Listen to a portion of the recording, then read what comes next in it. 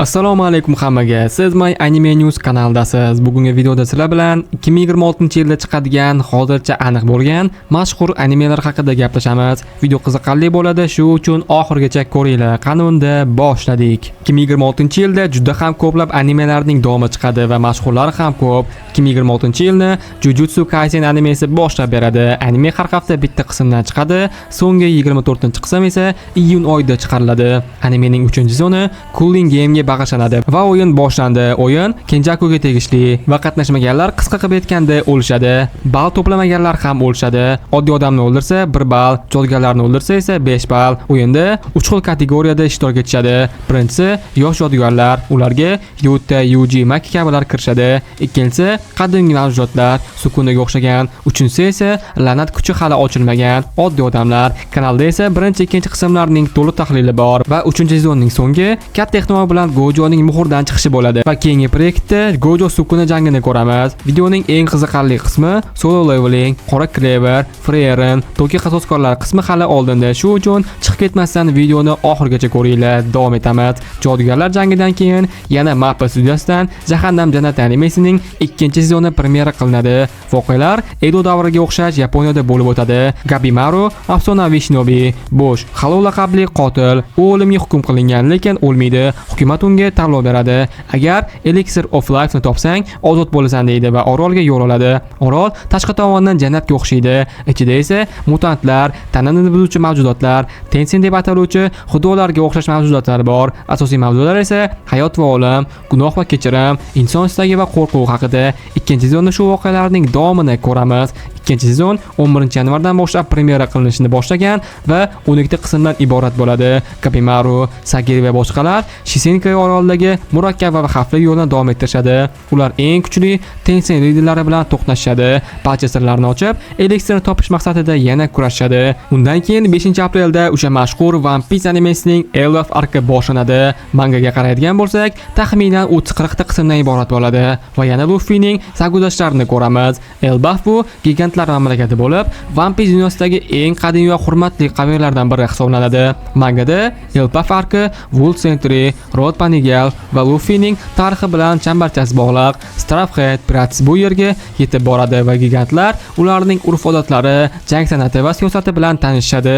Elbaf One Piece hikoyasining so'nggi davridan oldingi muhim ssenariy bo'limi bo'lib, bu yerda kuchli janglar va chuqur mifologik qarorlar bo'ladi. Qisqacha, juda ham qiziqarli ark hisoblanadi. Shu yili 5-apreldan boshlab qismlar chiqishni boshlaydi. Yana aprel oyida Re:Zero animesining 4-mavsumi premyera qilinadi. 4-mavsumda 5-arkning so'nggi voqealari va 6-arkni ko'ramiz. Suburu va do'stlari Suos shahrida qiyin jangdan keyin tirik qolishadi, lekin natija og'ir bo'ladi. Masalan, Rem uzoq uxlab qoladi. Ubaru yangi maqsadni izlaydi. U Rem va boshqalarni tiklash uchun yechim topishga urinadi. Shu maqsadda Shaola deb atalgan dono inson haqida bilib oladi. 400 yildan oldin yashagan Red Assyria kabi tarixiy qahramonlar animega kiritiladi.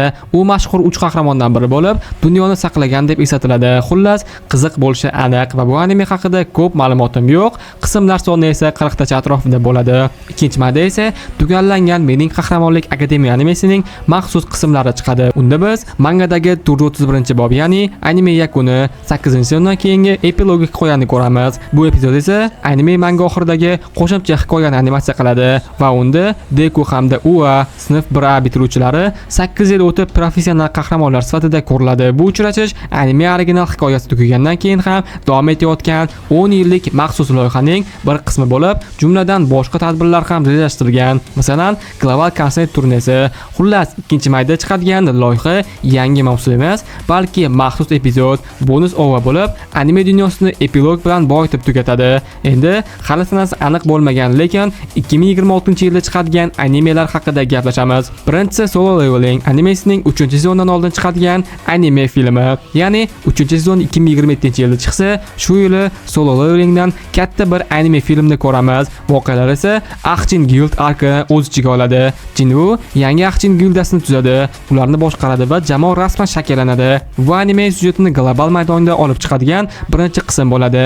Jinwoo Double Dragonga qaytib, tizimning sirlarini chuqur o'rganadi. Bu voqea barqaror kuchlar va monarxlar bilan bog'liq ehtimoli muhim burilish nuqtasidir va monarxlar va global urushga kirish boshlanadi. Filmda katta ehtimol bilan rulers va monarxlarning urushi asta-sekin boshlanadi. Jinvo yanada kuchli tomonlarni ochadi. Bu solo jahondan global maydonli janglar sari o'tadi. Bu voqealar mangada Burzomirdan keyingi qismga to'g'ri keladi va u yerda asosiy global tahdidlar, jinoyat, boyagi kuchlar va yangi dushmanlar paydo bo'ladi.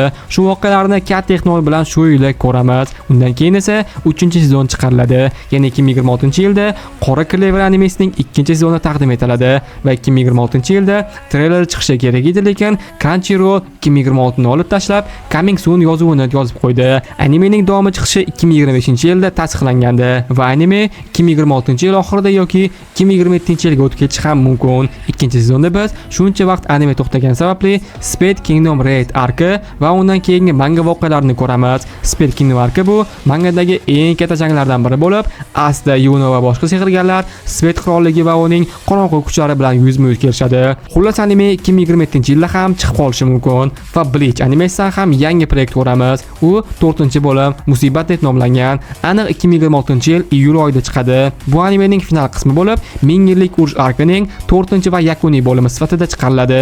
Ichigo Kurosaki va Queen's Imperatori Yixvach o'rtasidagi oxirgi qarama-qarshi janglar ko'rsatiladi. Part 4da balki manga oxirigacha yetib qoladi va The Calamity deb nomlanadi. Qismlar soni esa 12 yoki 14 gacha bo'ladi va aytib o'tib ketaman, Dandadan animesining 3-sezoni 2027-yilda chiqariladi. Yana bu yili Tokyo qasoskorlari animesining 4-sezoni chiqadi. 4-sezonning nomi War of the Three Titans arki, 3 titan urushi arki deb ataladi. Bu anime manga asosidagi keyingi katta ark bo'lib, u yerda Tokyo Manji gang tarqalgandan keyingi yangi galaksiya urushi boshlanadi. Takemichi Hanagaki o'z vaqt salohiyati bilan oldinga qadam tashlaydi. Maki va boshqa asosiy personajlarning taqdiri ham muhim nuqtaga yetib qoladi. Yangi dushmanlar, masalan, Senjo Kawaragi paydo bo'ladi.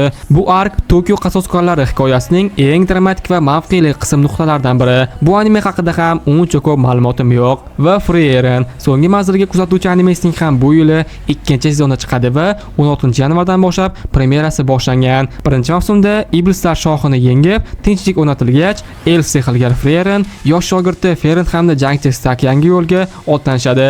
2-sezon mangada Content Northern Travels arkini o'z ichiga oladi. Bu yerda ulkan sehr ko'nikmalari, yangi to'sqinliklar va sirli voqealar ko'rsatiladi. Ko'p muxlislar izohlashicha, 2-sezon voqealari anime dunyosining eng his-tuyg'uli va keng ko'lamli qismiga kirar ekan, chunki unda yangi sarguzashtlar, do'stlik, hayot va vaqt mavzulari chuqurroq ochilar ekan. 2-sezonda 10 ta qismdan iborat bo'ladi. Bugungi videoda sizlar bilan 2026-yilda chiqadigan mashhur animelar haqida gaplashdik. Agar qolib ketgan mashhur animelar bo'lsa, kommentariyada yozib qoldiringlar. Ko'p bo'lsa, videoning ikkinchi qismini ham chiqaraman va video haqida va animelar haqida savollar bo'lsa, kommentariy ochiq bemalol savollarni bersanglar bo'ladi. Oxirgacha ko'rganlar uchun rahmat. Shunaqa qiziqarli videolarni chiqaraman shu uchun kanalga obuna bo'lib, like bosib, shunga o'xshagan qiziqarli videolarni o'tkazmaslik uchun qo'ng'iroq tugmasini bosib qo'yinglar. Bosib qo'ygan bo'lsanglar hozircha xayr. Keyingi shunga o'xshagan qiziqarli videolarda ko'rishguncha.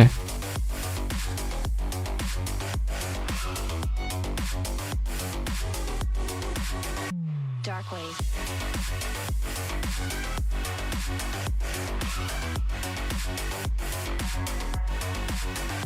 Break it down.